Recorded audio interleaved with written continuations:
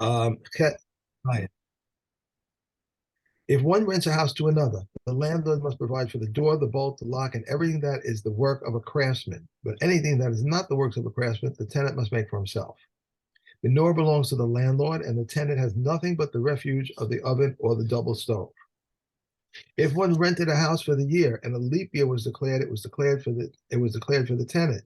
If he rented it to him by the month and a leap year was declared, it was declared for the landlord.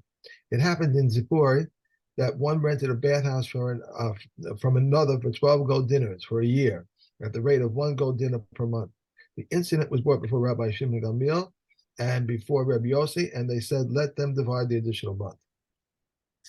If one rented a house to another and it collapsed, he is required to provide him with a house. If it was small, he may not make it large. If it was large, he may not make it small.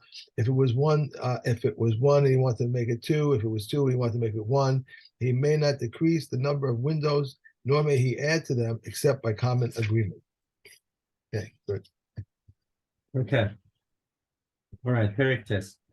Amakabel sadeh mechavero. Okay, so here's we're going to be dealing here in this perik with sharecroppers, and there are different ways of making the sharecropping agreement.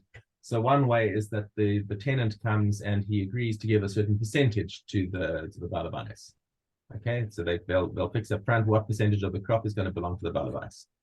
Or there could be a flat rate of so many core of wheat will be the fee for the field, or he could just be a renter and he pays a monetary amount to the Bala Sadeh. Okay.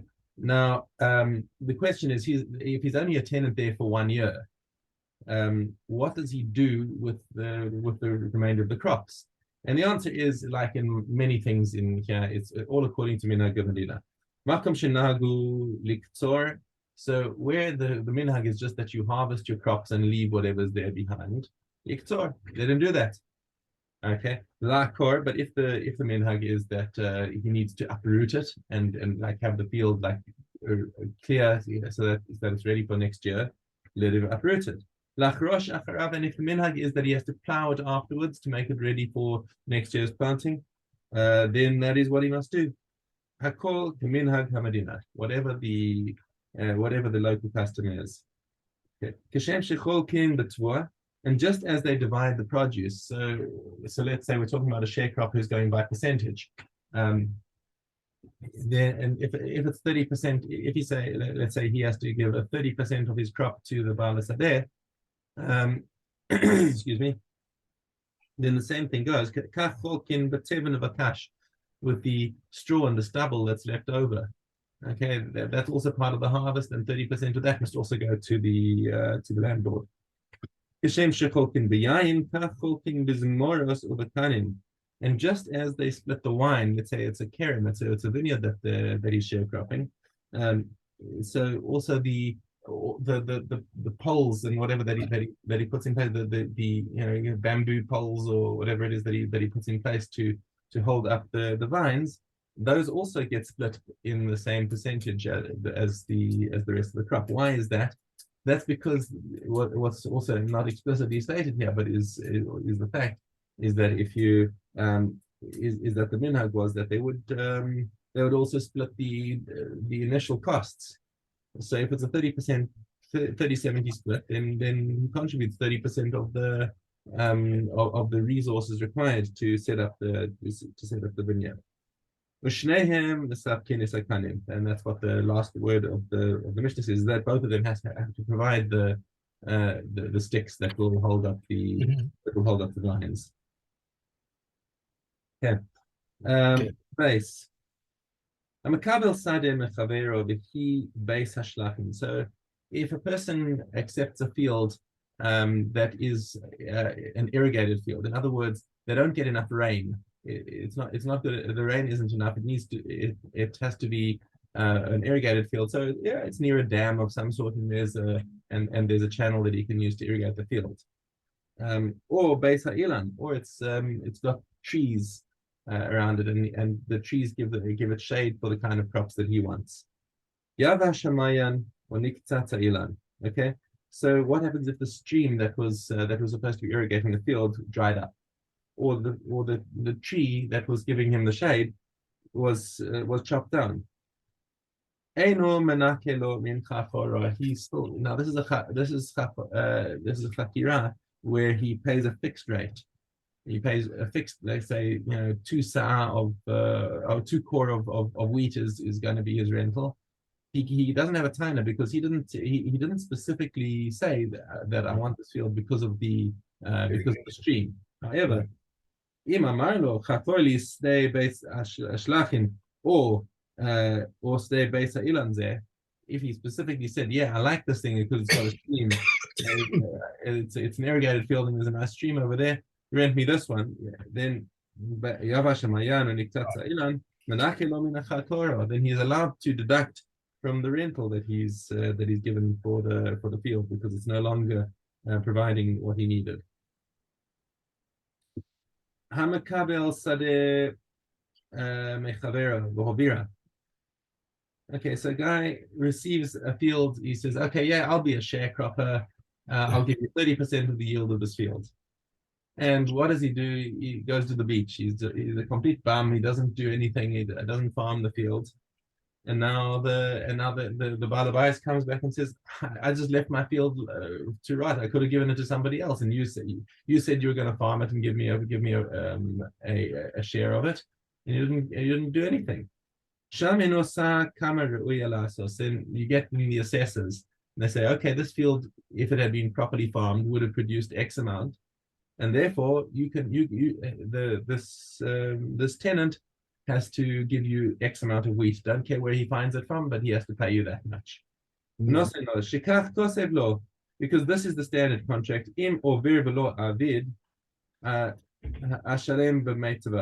Because it's a standard part of the contract, and even if he doesn't actually include it in the contract, it is considered like a t'nai based in that it's part of the contract that if the tenant fails to farm the field, then he will have to pay anyway from what it would have produced. Okay, that's our new Mishnas. Okay. Okay. I'm sorry. Bava. Yeah. If one rents a donkey on which to bring wheat and he brings barley on it, he is liable grain. Liable grain, and he brings straw on it, he is liable because the added bulk is difficult to carry.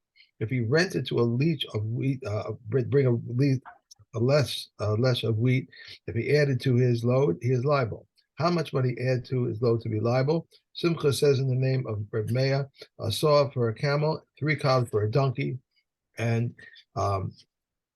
does Simcha always say in the name of Reb Meah? I'm just wondering. No, so that's just on his own. Okay. And he has his own opinions on several things. All craftsmen regarded as paid shomrim, and any of them who says, take your article and bring money, is an unpaid shomer. If one says, watch for me and I will watch for you, he is a paid shomer. If one says, watch for me, and he replies, put it down before me, he is an unpaid shomer. If he lent him on security, he's paid shomer. Reb Yehuda says, if he lent him money, he is an unpaid shomer. If he lent him produce, he is a paid shomer. Abba Shaul says a person may rent out a poor man's security, fixing a price and progressively diminishing the debt, because he is as one who returns his lost article. Okay. Baba Kama Zayin Hay.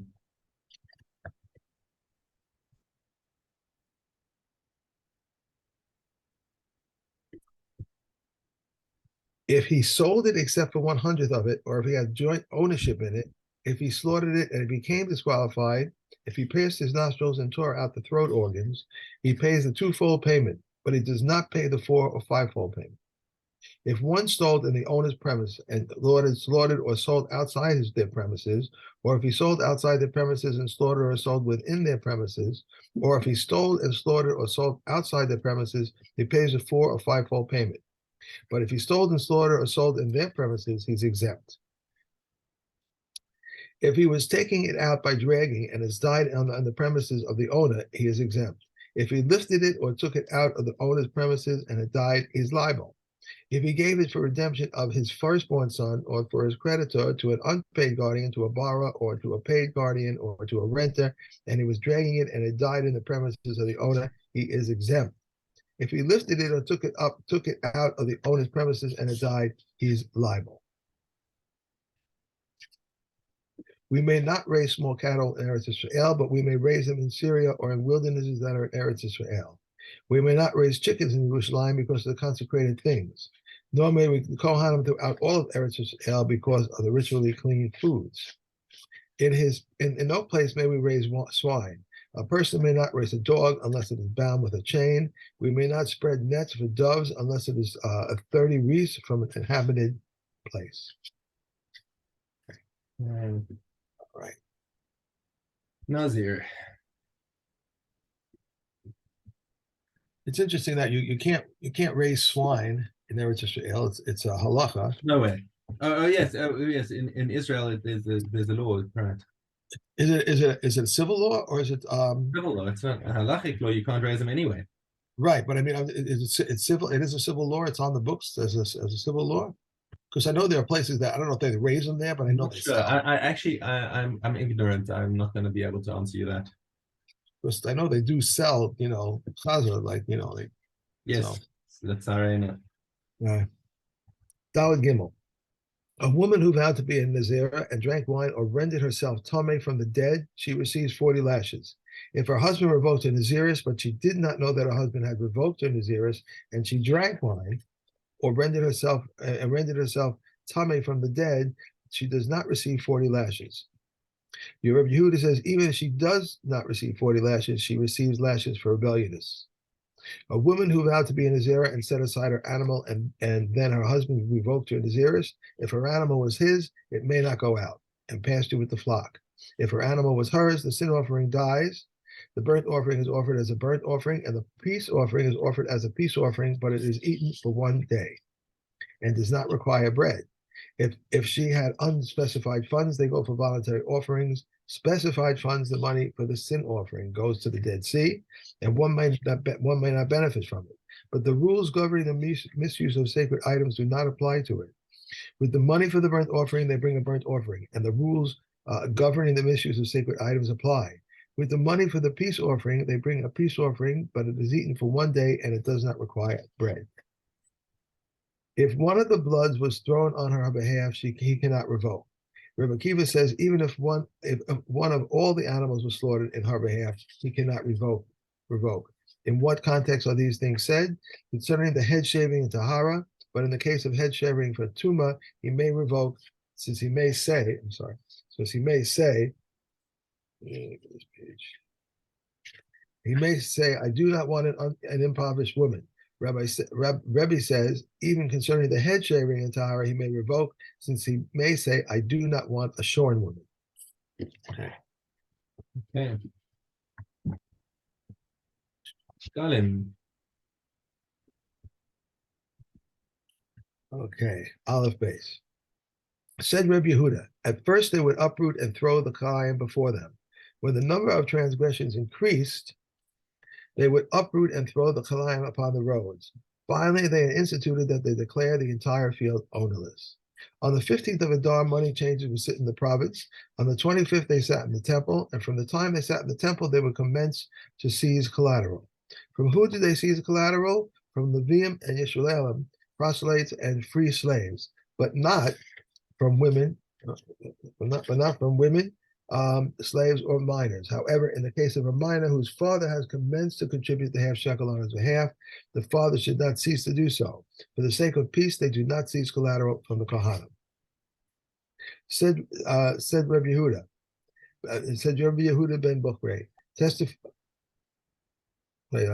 said Rebbe Yehuda ben Bukhari testified in Yavne that any Kohen who contributes the half shekel has not sinned. Rabbi Yochanan ben Zakkai replied to Ben Bukhari, if it is not so, rather any Kohen who does not contribute the half shekel has sinned. But the Kohanim interpret the following verse for their own benefit. Every meal offering of a Kohen shall be entirely burnt and may not be eaten. The Omer offering, the 2 loaves, and the panim bread are ours. How may they be eaten? Okay. course, that's a case of rationalization for them for their own benefit, which is not true. Not sharing. Well, Ben. If someone brought bundles of vegetables, dried figs, or garlic up to the roof so that they should remain moist, they are not included in the law if water was placed. All bundles of vegetables in the marketplace are considered tameh. Rabbi Yehuda declares the fresh ones tahor. Said Reb Meir, why did they rule them tameh? Only because of spittle. All flour and fine flour of the marketplace are tameh. I'm sorry. Kilcha, Targis, and Tage, Taski are tameh in all places. All eggs are presumed to be tahor except for those of merchants of liquids. But if they sold together with them dried fruit, they are considered tahor. All fish are presumed to be tameh. Rabbi Yehuda says concerning a slice of this iltis fish, an Egyptian fish that is brought in a box, and a kulas fish of Spain, they are all presumed to be tahor. Every fish brine is presumed to be tameh, and regarding all of them, an Amaharetz is trusted to say they are tahor except for fish, because they deposit it with an Amaharetz. But Eliezer ben Yaakov says concerning tahor fish brine into which a minute amount of water fell, it is tameh. One more.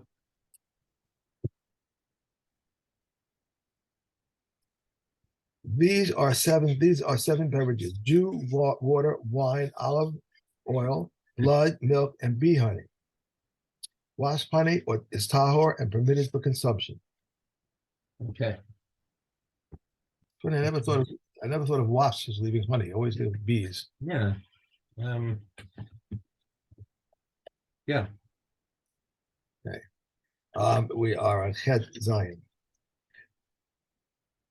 Actually, I've got Tes Aleph. Ches Aleph? Tes Aleph. Tes Aleph. What happened? Oh, because I put the page before it. That's why. Right. One who sells his field at a time, but the yovel is enforced, is not permitted to redeem it before 2 years, as it is said, according to the crop years shall he sell it to you. If it was a year of wind blast or yellowing, or if it was a Shemitah year, if it is not included for him in account. If he plowed it or let it lie fallow, it is included for him in account. But Elazar says if he sold it to him before Rosh Hashanah, when it was full of produce, he may garner from it 3 crops in 2 years. If he sold it to the first one for a mana, and the first one then sold it to the second one for 200 zuz, he reckons only with the first one, as it says, to the man whom he had sold it. If he sold it to the first one for 200 zuz, and the first one sold it to the second one for mana, he reckons only with the latter, as it says, to the man. That is the man occupying it. He may not sell a distant field in order to redeem one nearby, or a poor one in order to redeem a good one. He may not borrow in order to redeem it, nor may he redeem it in halves. But in the case of the temple treasury, all of these are permitted. This is the stringency of the common man over the temple. If one sells a house of the houses of walled cities, he may redeem it immediately, and he may redeem it all 12 months. This is like a kind of interest, but it is not interest. Should the seller die, his son may redeem it. Should the buyer die, he may redeem it from his son. He counts the year for it only from the time he sold it to him, as it says, until a full year has elapsed for him. When scripture says full, it comes to include the intercalary month. The Rebbe says he must give him a year and its month and its days. In the final day of the 12 months, if the final day of the 12 months arrived and it was not redeemed, he would become permanent. We've already done 3. 3? Okay. Yeah. Terrific. Thank you. A pleasure. Thank you. Great day. Yeah, have a lovely day. On my way, I'm going to get my 4th COVID shot today, the booster. Did you get one?